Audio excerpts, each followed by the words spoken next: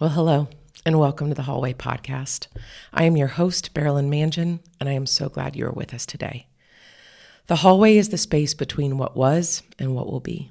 It is the place between leaving and entering.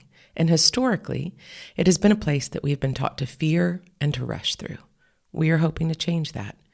We are here to come together, to tell our stories, to share our space, and to find ways to make a home in the hallway for as long as we are here. I'm grateful to share today's episode with you. Let's get started. Hello. Hello. And welcome to the Hallway Podcast. I am Marilyn Mangan. I am Aline White. And we are here today to talk about emotional, relational, and spiritual care in the hallway. Yeah, we are. And we talked about last time mental and physical care in the hallway. Mm-hmm. And so we want to move on a little bit to emotional, relational, and spiritual care in the hallway. Again, we will mention the spiritual part at the end. If that's not congruent for you, feel free to just stop before that part. But Aline and I are going to share a little bit about how that's been important for us in our expression of faith. Mm-hmm. So emotional care, we want to start there, and then we'll move a little bit into relational, a little bit into spiritual. Again, like we said earlier, emotional care is probably, in the way we're using the term, what people refer to as mental health. Yeah. Because when we've talked about mental and physical care, we've talked about the mental and physical body and brain. Yes. And so with emotional care, we're looking at how you navigate the dynamics of the world around you and your thoughts and feelings. Yes. So it kind of refers to feelings, thoughts, what I call gratitude and grieving, and which we'll talk about, boundaries, and living on your side of the street, which is something I learned when I was in internship that I've kind of used as a way to pull all of that together in a way that's kind of approachable. Yeah. So I'm going to talk a little bit about it, and Aline's going to ask me some clarifying questions. Yes, I Because am. sometimes I think I'm being clear and I'm not. That's what friends are for. That's true. Good ones anyway. Yeah, that's true. So let's start out with emotional care. The place where you typically want to start with emotional care. And the reality is this work probably needed to have started before you got in the hallway. But if it didn't, at this point, you probably need a wise therapist or a wise coach or access to a really good library that has lots of books that you can look at and go, how do I start to know my own story? Because that's where we need to start. You need to look at knowing your own story. What was life like for you? What was your family of origin like? What's your attachment style like? How do you understand the way that you are wired and the way you engage with the world? And the more we know and are able to apply it to ourselves, the more we are able to understand our own thoughts and feelings. Also, I want to note, if you're noticing as you're doing this work, again, that a lot of anxiety is coming up. Or you have people around you that are saying, I think you might be depressed.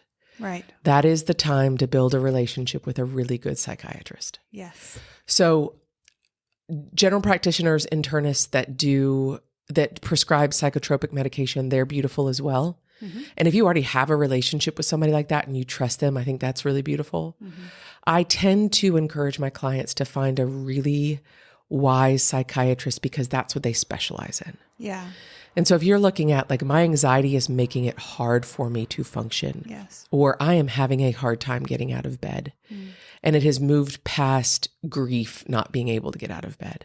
This is a time to find a really good psychiatrist, build a relationship, and see if your brain chemistry needs some support during this season. Very big. So, Can I ask a question? Yeah.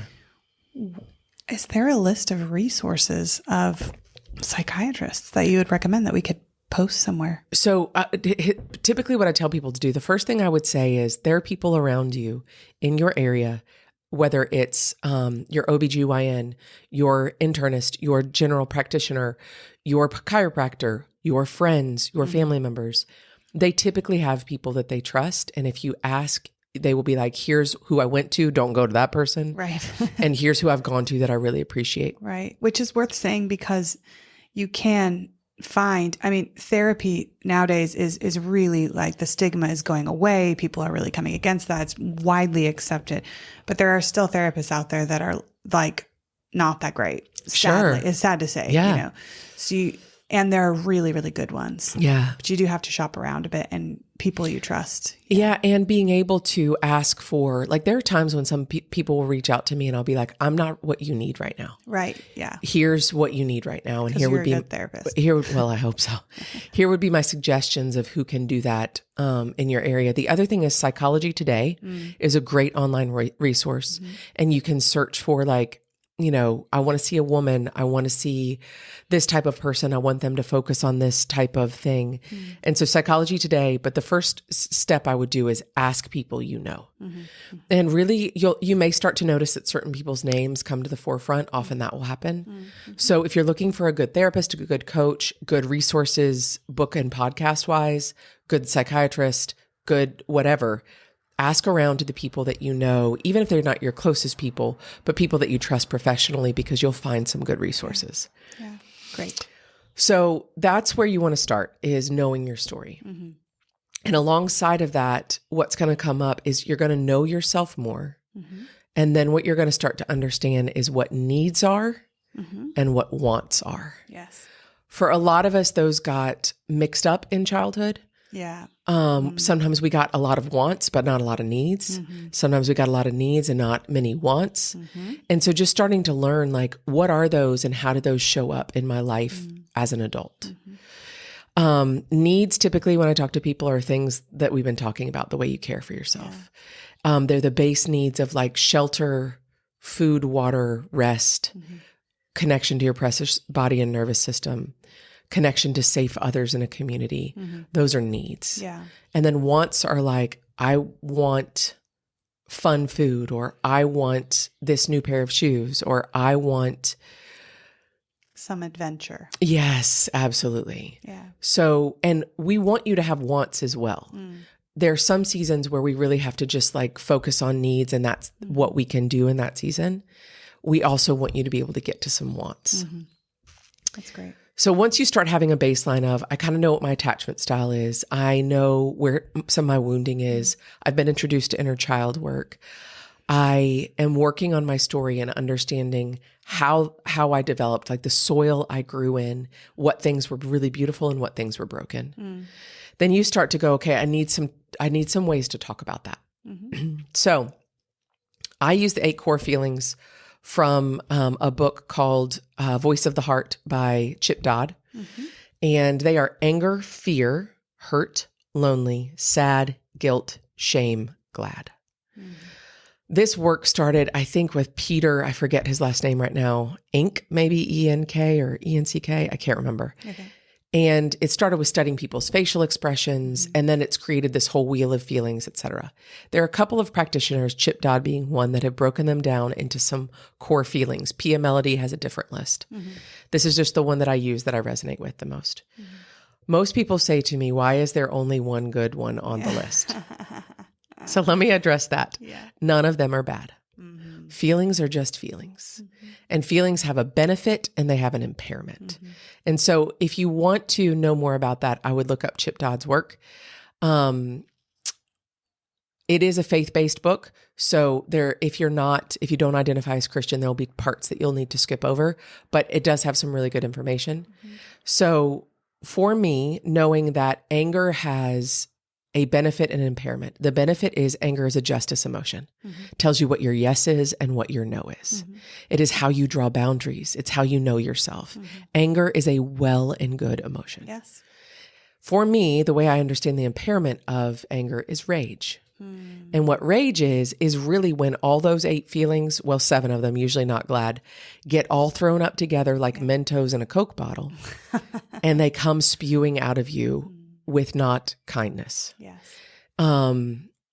So anger is a justice emotion. It is well and good. I think that the majority of the world needs to know how to take their anger and funnel it well for change in the world. Right. Yes. Agreed. Rage is just not knowing yourself, not understanding how to separate them out and what to do with all these gorgeous big feelings that you're having. Loneliness leads us to a relationship. That's the benefit of loneliness. It leads us to reach out. It can also, in an impairment, lead us to isolation and depression. Yeah. So can I ask a question about loneliness too? Yeah. I just wonder if one of the good benefits of loneliness would also be sort of getting to know yourself well.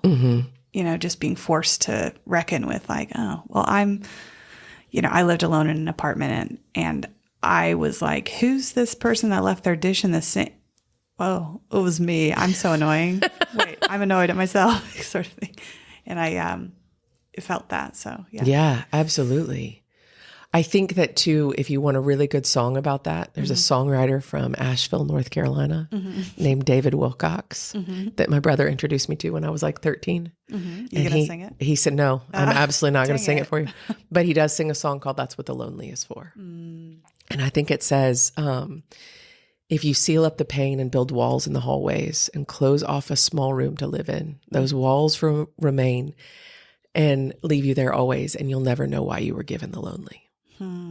Wow. It's so good. Beautiful. Yeah. So lonely, I mean, they're all so beautiful. Yeah. Your feelings are beautiful. It's because we haven't been taught how to navigate them that they feel negative. We've been very much afraid of them. Yes. And so to learn how to navigate them and to name them, which again is so good for our brains, and to connect with them. And you don't have to do anything with it. That's the thing is everybody's like, well, what do I do now? It's like, well, you feel them. You just be okay with the fact that you're feeling this. You feel your feelings. And then what we go on to the next is you learn to tell the truth.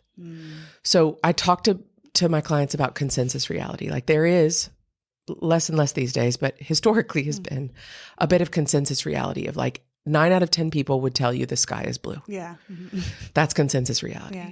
And so starting to learn to tell the truth in a way that is understanding your perspective as well, that is how that connects to consensus reality.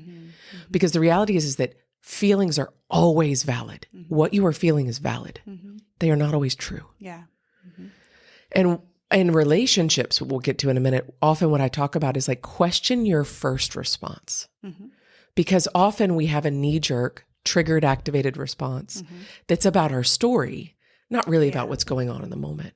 Yeah. And if we'll give ourselves a moment to breathe, connect, get quiet, know what we're feeling, tell ourselves the truth about it, our response will be different. Yeah. Yeah. Absolutely.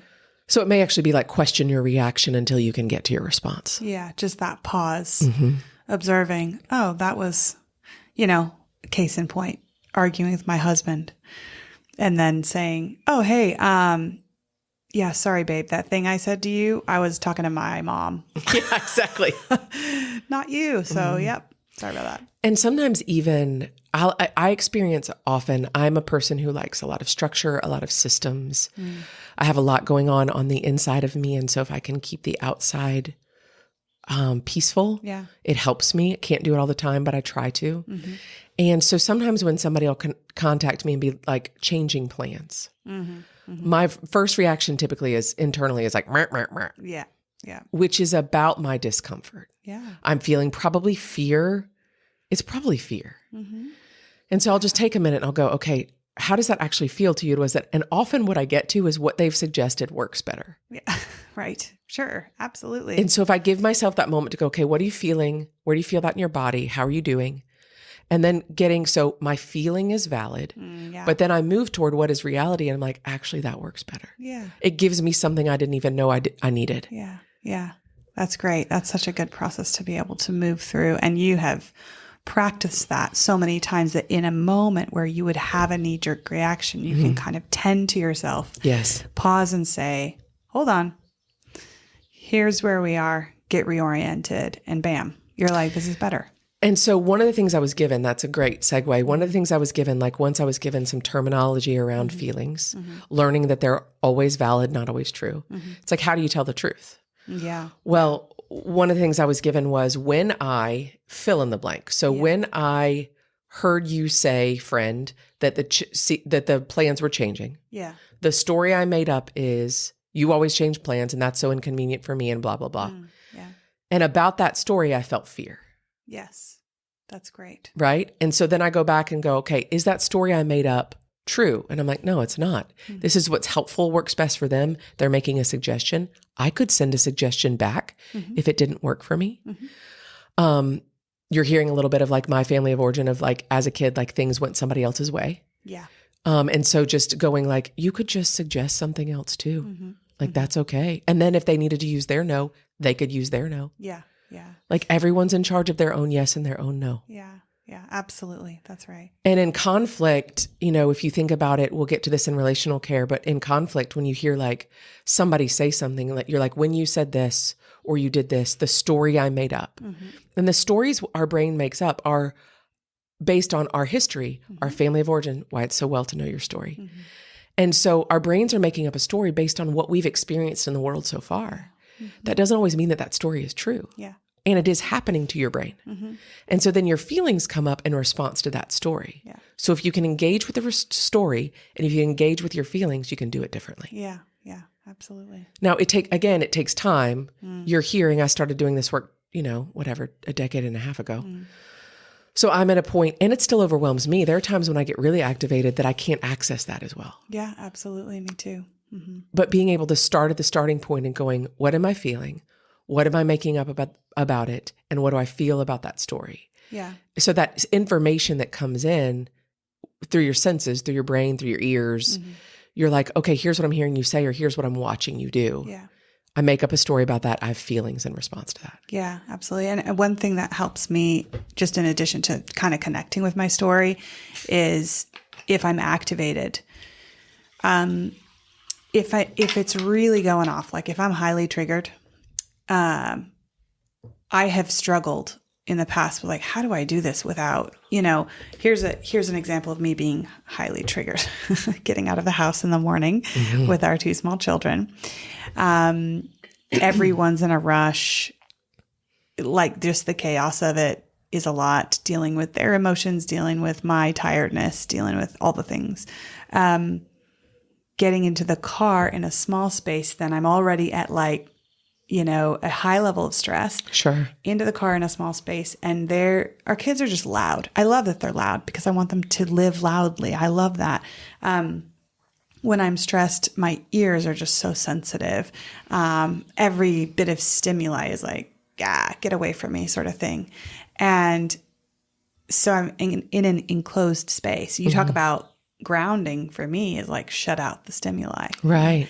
And so this is a bit of like what we talked about in the last episode, but this is a little bit of like cold water immersion, exposure of this like intensity where I'm like, I want to jump out of this car. And I have to stop and breathe. And I have to talk to my little kid self because I'm engaging with my story. Chaos was a big part of my childhood story. And I'm saying, hey, look at you. You're okay. You're in this. This is hard. You're an adult now. I'm going to take care of you. Like you're well, you're safe. Do you see how safe you are? I know this is loud. I know this is a lot. And that has been the thing that I've grabbed for to get like, and that is an example of, being in touch with my story, realizing, wow, this is why this bothers me so much because I'm triggered. Yeah. So yeah. I'm going to pause real quick to just point something out that you just did. Yeah. You talk a lot about narrating for your kids and that you learned to do that when they were toddlers and that it has become even more important as they've gotten older. Yeah. So you're giving them words and a narration of like, here's what I think you're experiencing. And I wonder if the flow of that, if it's kind of gone toward like you teach your kids how to do it and you do it for your inner kiddo. That is right. And you teach your kids how to do it and you do it for your inner kiddo. That is so something I've been experiencing in my endeavors to, it's funny, the parenting, swirl. As you learn about parenting tactics, you're like, well, hold on, I need parenting too. Yep. I never got this. And so it is that kind of like pause, reparent myself and parent my kids. But it is like, I heard someone say sort of like, if you really dig down deep, when you're at your best as a parent for your kids, when you're the parent that you want to be at your very best, you're the version of the parent you needed when you were a kid. And so the power that we have in engaging with our story and the power for healing and growth in the middle of it all is wild, actually. And I will say too, if you're a person listening that does not have children, you can think of it too as how you speak to the people you love the most when they are hurting. That those are the same moments. It just comes out, I think, more often when you're parenting, but it's the same thing you do for your precious friends and family. So when you look at how you're speaking to yourself, knowing how that connects to your story, knowing how that connects to your feelings, being able to learn the difference between your perspective and consensus reality. Because mostly when we're talking about a normal, in quotation marks, situation, everybody's going to have a different perspective because everyone has a different brain and a different story. But if you talk about some of the grounding facts, you're going to be able to get to consensus reality. And so that's what we're hoping for, is understand the difference between your perspective and consensus reality, knowing how to speak to yourself about what is truth and knowing how to know what you're feeling around it. And then that leads you to boundaries, which we'll do lots of talk about this, but I'm going to give you my brief spiel, is that you are in charge and have agency over yourself only, and your kids more, but we're not going to talk about that right now. But in terms of like your dynamics as an adult, you have no control over the adult across from you. You do have agency and responsibility and control over yourself. So for example, if you are in public and some crazy person is yelling at you, you know, Kylie Kelsey and the woman in the Jersey Shore, you get to just choose where your ears are. You get to choose what your mouth says and you get to choose where your ears are. You have no choice over this person that you don't know yelling at you, but you do have choice over yourself. And so learning to say like, I will or I won't. You can make requests of people you're in relationship with. Like, I would like to ask you to do this. If you choose not to do that, here's what my boundary will be.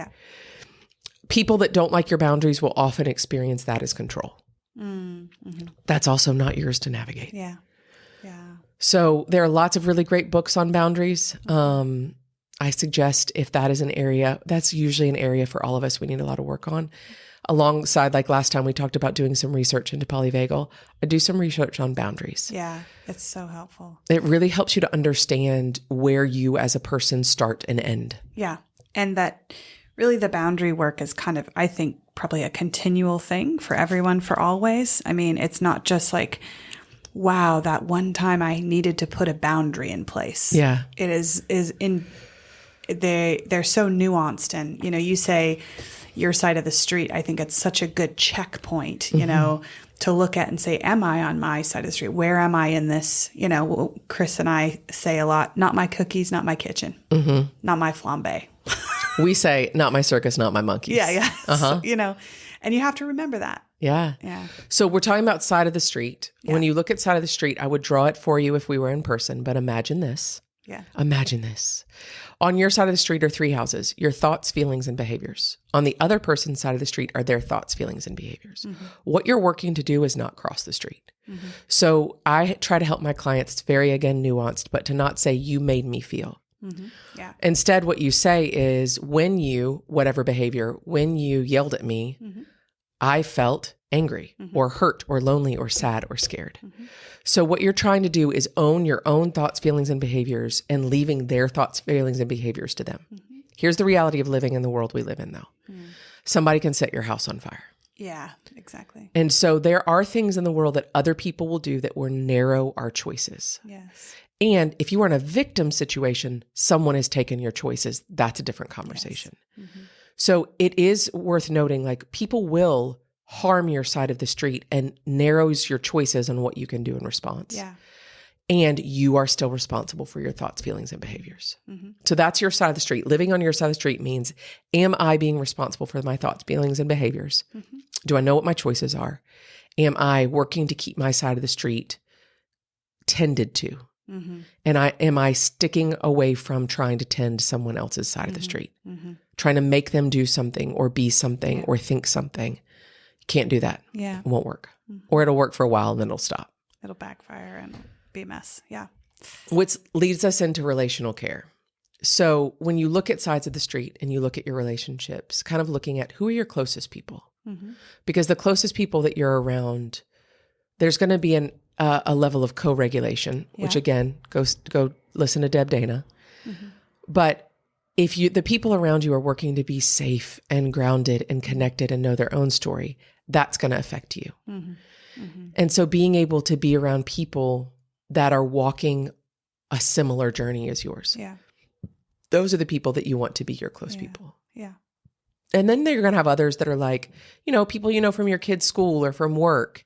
and you'll enjoy having conversations with them, or like people that you see at the grocery store. If you live in a small town like us, people you see walking their dogs. And so really being intentional about the people you are in consistent relationship with. And how is that affecting how you co-regulate? Yeah. Very good. And then looking at, how do I engage in conflict? How do I communicate? Yeah. And those typically, again, have their roots in the soil of your childhood. And so you'll start to notice, like, am I someone who avoids? Am I someone who over pursues? In my younger years, I was absolutely anxious over pursuer because I just wanted it to be okay. And so now as an adult, being able to sit in the discomfort, regulate myself and wait and see what's going to happen. Give myself some time to see where I need to use my voice. Give myself some time to see what I need. Give myself some time to see what I want. But again, that goes, just like we're saying, they're all connected. My ability to navigate relationships with more patience, presence, and self is because I've learned how to regulate. Yeah. And if I can just say, like, these things, well, they're easy to say, they're easy to read in a book, they're easy to think about in a theory, but in practice, I think that it does take just practice. Yeah. You know, it takes continually revisiting these things and continually, I think it's easy for us to just be like, you know, okay, I'm on my side of the street, it's fixed, sort of thing, you know, done, we're good. And which is again why we call it a practice. Yes. Because it is a lifelong relationship of this work. That's right. And there are times in certain relationships where I still have to work a lot harder. Yeah. Yeah. It's a lot more work to regulate, to stay on my side of the street. It's a lot of work. Yeah. But it is the well and good work to do. Yeah. And it's a practice that will continue to grow throughout my life. Yeah. Yes, absolutely. So the other thing I want to bring up about being in relationships is that there are times in relationships where we need to do a lot of receiving. Okay. Yeah. Right? Like that might be you right now. Yes. That is exactly right. And there's not a lot of giving. There's not going to be a lot of like doing things for other people. Yeah. It's such an interesting place to be in, because I know that I get the tend and befriend, endorphins from doing things for other people, right? I'm like, woo, oxytocin, serotonin, and all that. And I don't have the capacity. And so I feel like I'm over here with this, trying to keep my head above water with weights tied to my feet, like being like, right, how are you? Yeah. Trying to have a conversation. And I'm like, this is not possible, And again, though, we did have like Saturday morning where we took a moment to step out of everything, and we did get to have that. So good. Exactly. So I think that's the thing about balance is when are there seasons where in friendship you say like, this is a time where I give. And maybe that may even be sometimes sacrificial giving, where you're like, this is a sacrifice for me and it's a well and good one to make. Yes. And Exactly. there's seasons to be in the place of receiving. Yeah. And the better you know your story and the more present you are in your relationships, the more the flow of that will become apparent. That's right. And I just, to say for all to hear, like, it's been so kind of you. You have been a really good friend of me because you have given me that space. You have perceived, obviously, I'm going through it. And you've just accepted that, that I'm in trying to keep my head above water like that. And you've given me a lot of space and grace to say, that's okay. When you're ready, it'll be okay. Hopefully I'm not in this kind of crisis forever. Well, thank you for saying that. Yeah. I'm glad that has translated. Yeah. Yeah. I want to say for the people listening too, that has taken for me internal reminders. So it hasn't been hard work because I've been doing it for a while, but there are times when I will miss you. Yeah, of course. Yeah. Or I will be sad. This happens a lot with people back home. Yeah. Yeah. And I have to regulate those feelings of, I am sad, I am lonely, I miss this person.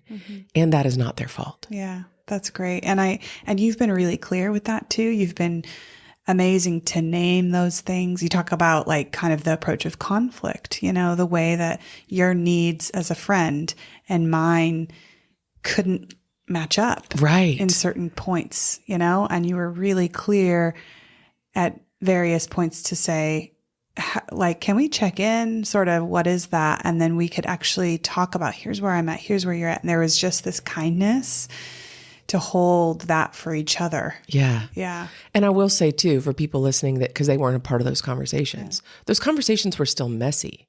Yeah. Mm-hmm. Like, we would have times where one of us would apologize for something that the other person was like, I don't really know that you need to apologize for that.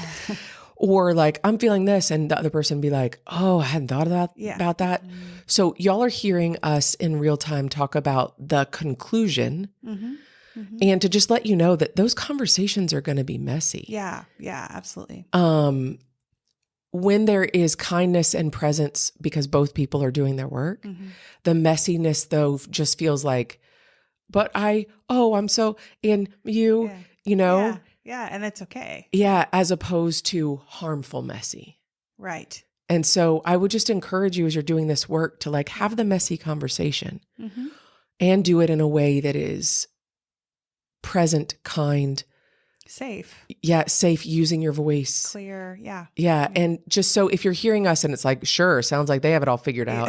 It's because you weren't a part of the conversation. Yeah, absolutely. It's not that these things are really uncomfortable doing this work with ourselves and with other people. And so, yeah, absolutely.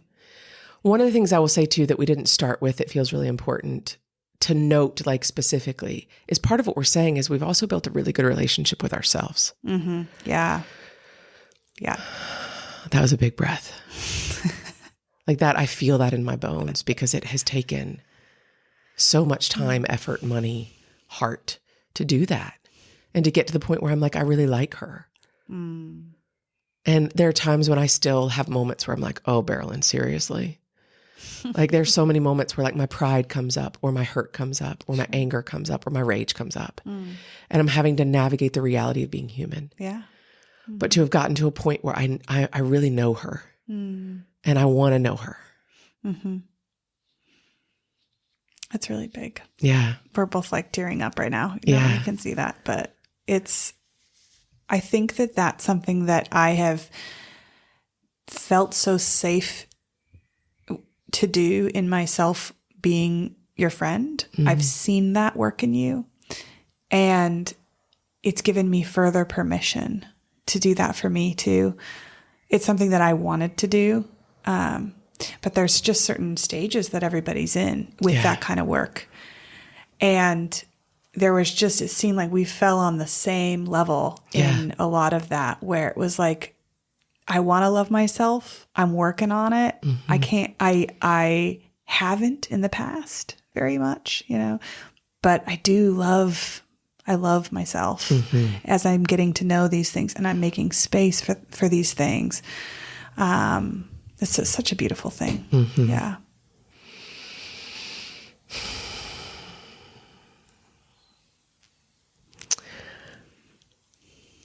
I think that that'll just leave us a moment to say, because that's such a beautiful place to be, of like the space between two people of saying, like, the more I know myself, the more I'm able to love you.